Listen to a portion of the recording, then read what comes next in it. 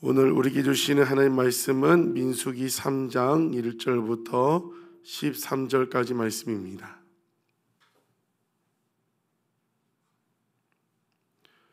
민수기 3장 1절부터 13절까지 말씀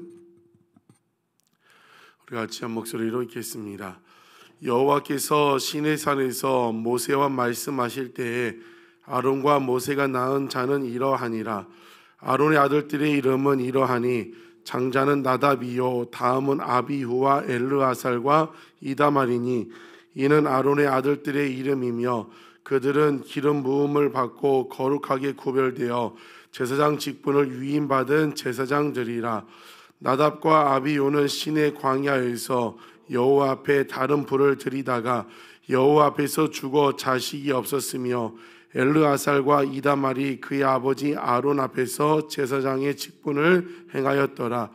여호와께서 또 모세에게 말씀하여 이르시되 레위 지파는 나아가 제사장 아론 앞에 서서 그에게 시종하게 하라.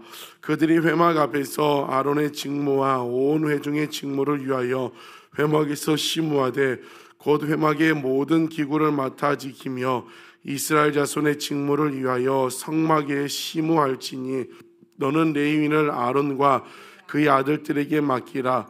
그들은 이스라엘 자손 중에서 아론에게 온전히 맡겨진 자들이니라.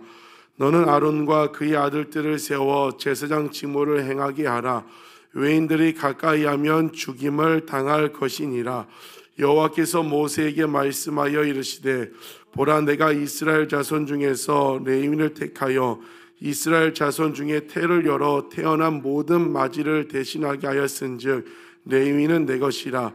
처음 태어난 자는 다 내 것임은 내가 애굽 땅에서 그 처음 태어난 자를 다 죽이던 날에 이스라엘의 처음 태어난 자는 사람이나 짐승을 다 거룩하게 구별하였음이니 그들은 내 것이 될 것임이니라.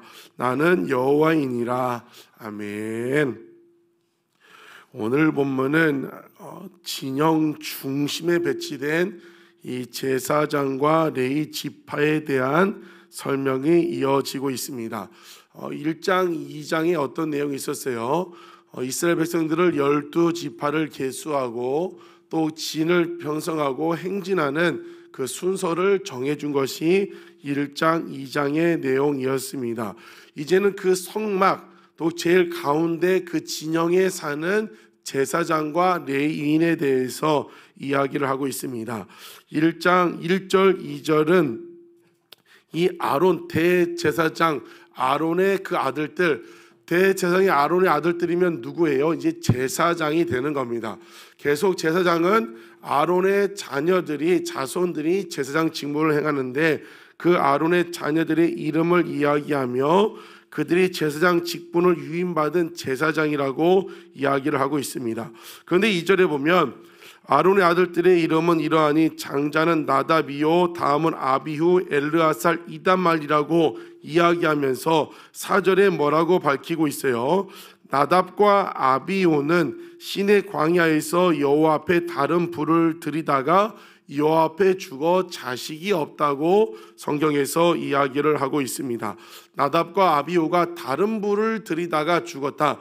이것은 레위기 10장 1절 2절에 나타나 있는 이야기입니다. 여호와 앞에 있는 등불은 아침 저녁으로 해서 늘 꺼지지 않게 켜두어야 하는데 그것을 켜는 역할이 제사장의 역할입니다.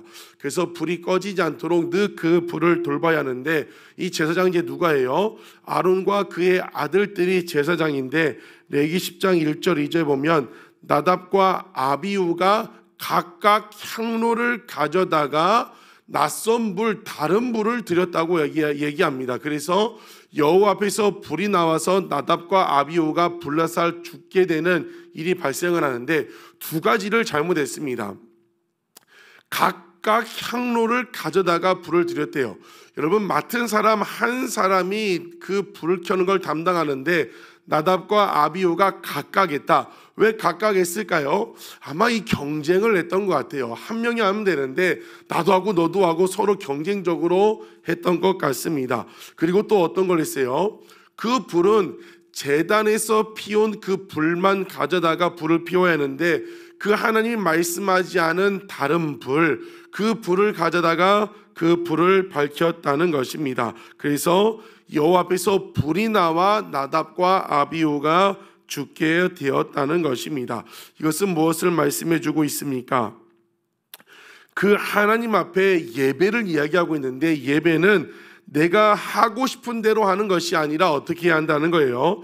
하나님이 말씀하신 방식으로 해야 한다. 하나님이 정한 방식, 제사장 한 명이 그 불관리를 해야 하고, 또 제단에서 피운 그 불로 말미암아 불을 켜야 하는데, 그냥 아무거나 아무 방식으로 해서는 안 된다는 것을 이야기를 하고 있습니다.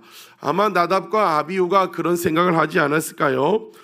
이것쯤이야 그냥 불만 안 꺼지면 되는 거 아니야? 그냥 불만 피우면 되는 거 아니야?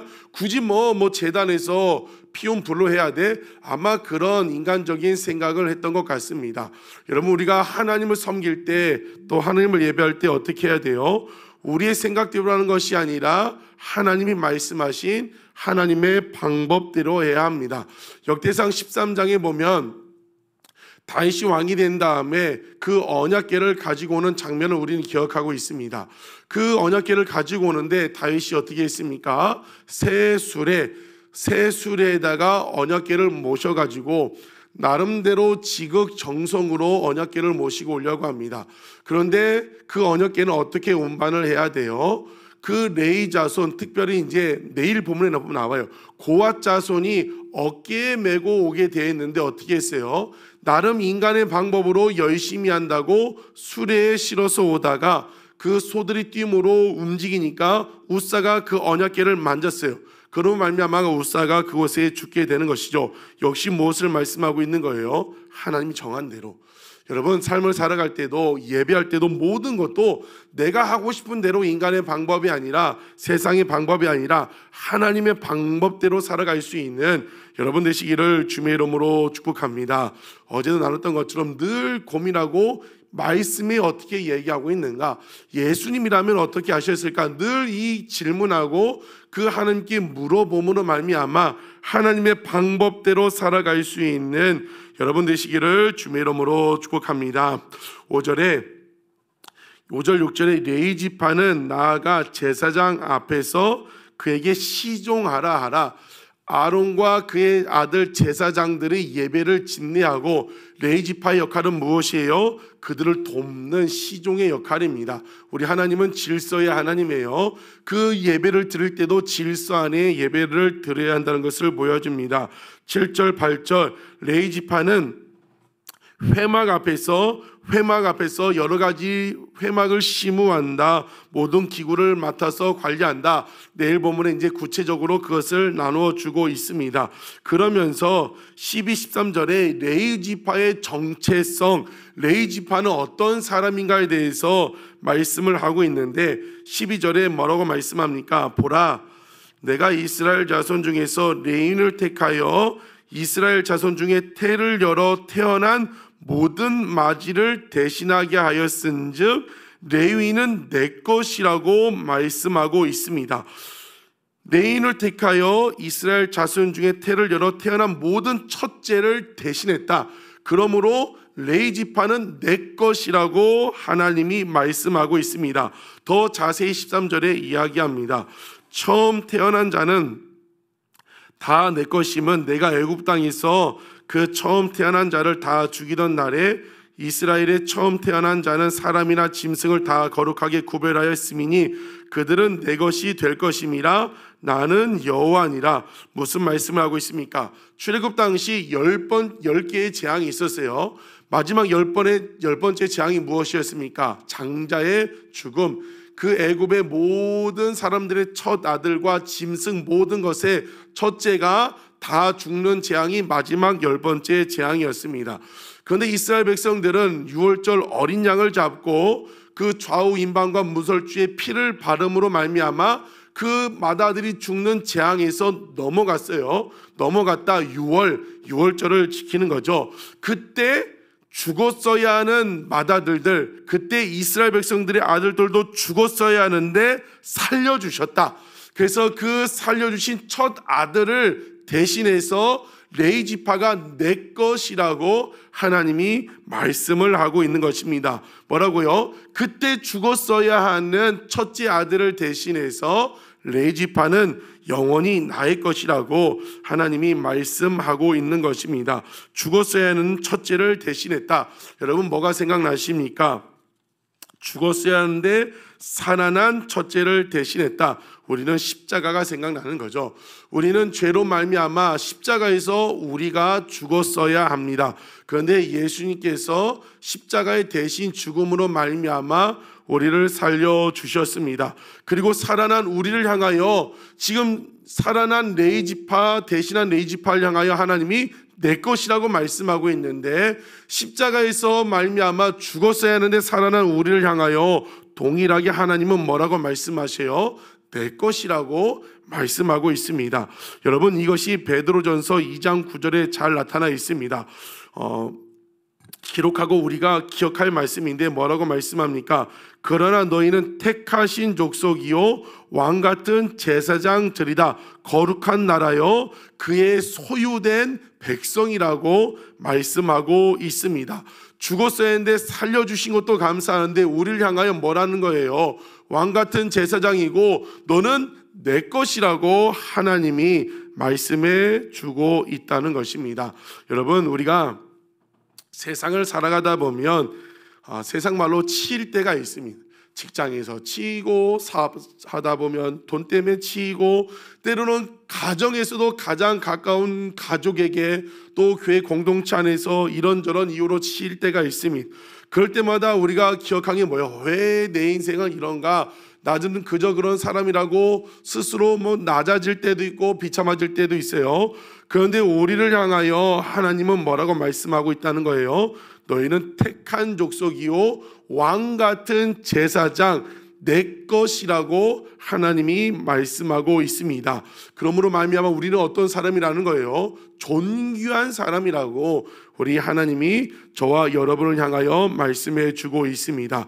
여러분 어떤 사람입니까? 하나님의 소유된 하나님 것입니다. 얼마나 이 감사한 일이에요. 하나님 것이라고 말씀하고 있는데 그러면 뭐가 걱정은 됩니까? 먹고 사는 거 걱정됩니까? 전능하신 하나님이 여러분을 향하여 걱정 마 너는 내 것이라고 말씀하고 있는데 여러분 오늘 베드로전서 2장 9절 말씀 왕같은 제사장 너는 내 것이라고 말씀하신 그 말씀 붙들고 살아갈 수 있는 여러분 되시기를 주의 이름으로 축복합니다. 그러면 우리는 어떻게 살아야 돼요? 레위 지파를 향하여 너는 내 것이라고 말씀했는데 레위 지파는 이제 어떻게 살아가는 거예요? 성막에서 하나님을 예비하고 하나님을 일을 하는 사람으로 살아갑니다. 우리도 십자가에서 죽었어야 하는데 대신해서 살려주셨어요. 내 것이라고 불러주셨는데 어떻게 살아가야 합니까? 우리는 하나님을 위해서 살아가야 한다는 것입니다. 왜요? 그때 죽었어야 돼요. 죄로 말미암아 죽었어야 하는데 살려주셨어요.